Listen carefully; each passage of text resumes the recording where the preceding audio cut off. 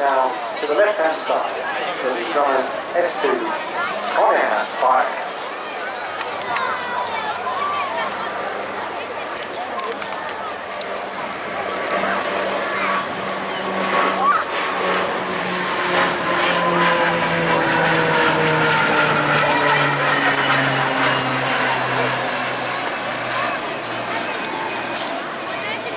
And that's pretty different, isn't it? Now, that was water, that was a bit of smoke. They have smoke on this as well. But going back in its history, basically the Grumman S2 Tracker was the first bespoke anti-submarine warfare aircraft developed to operate from the US Navy aircraft carriers. Now, there is, in my money, always a bit of romance to maritime operations, particularly when you think about the Captain or the Albatross, whether this is entirely different. It's not essentially a marine worker, because there you go, there's the first drop. And, ow, just shortly out of water. I'm guessing much of that will evaporate before it reaches the sea. But you can see now the agility of this great aircraft. Over 1,200 of these were built in various versions for both anti-submarine warfare and utility work. Mine was also developed in one prototype and one prototype. One of the early AWACS originally powered by a pair of radial engines. Some were updated with turboprops, and they became the turbo crackers.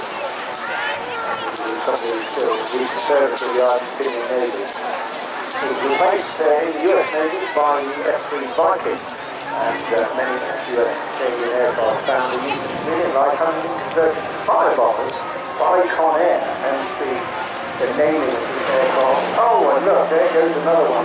Great drop, certainly is that. And look at the agility as well. It's almost disappears off on nitrate classes. It's a really terrific machine, really agile.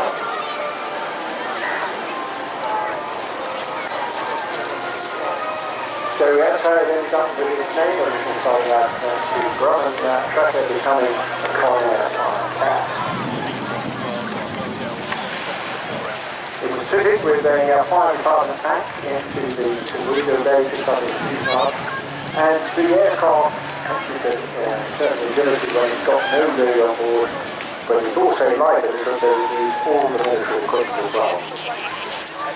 First entered service with the Canadian authorities in 1978. The further 14 were delivered to France. In 1982, a firefighter operated by the security civil. Very later on, the French chose to upgrade their firecats through the installation of turboprop engines, underwood fuel tanks, and a larger fire retardant tank. These firecats were rechristened the Turbo Firecat.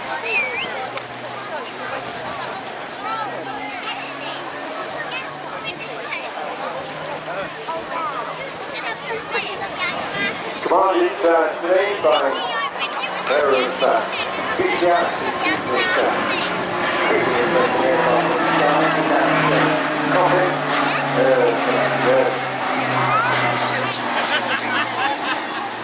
they belong to a military group called the Amical Soleil de Aviation, known shortly as the Ackerman A3A. And in there they completed the restoration of this next French Turbo Firecat, which before that was an ex-US Navy S2S Tracker. When the completed its first post-restoration by completion in October 2023. So we come across here once. It did visit Riyadh in February 2024 as part of their static display. I've seen it already earlier this year, and very pleased to see it again here. It's a really good additional it's good check ahead.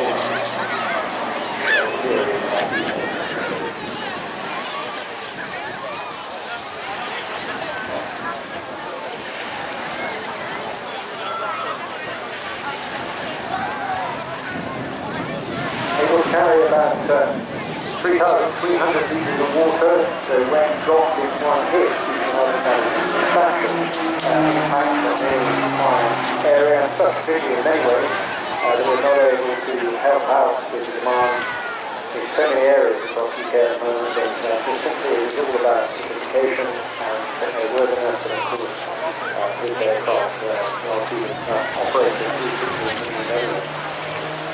But look at this lovely tight turn that this table's made, and just the roll rate, such a big wing, still pretty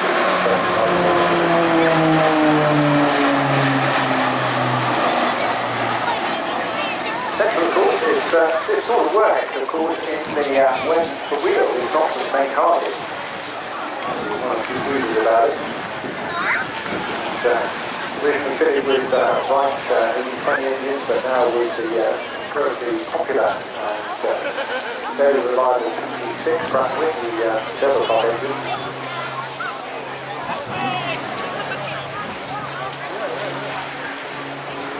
It's looking absolutely quite agile for a wingspan of over 70 feet.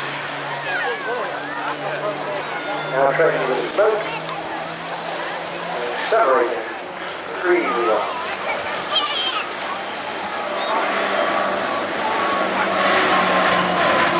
Oh, first weight, 1.5 wing waggle. There goes big hat turn, marvelous speed, and then just catching the sun on the top side there. Beautiful, beautiful picture. Getting off into that wild blue. And that's the delightful aircraft. Well, that made a difference, and what do you think about it?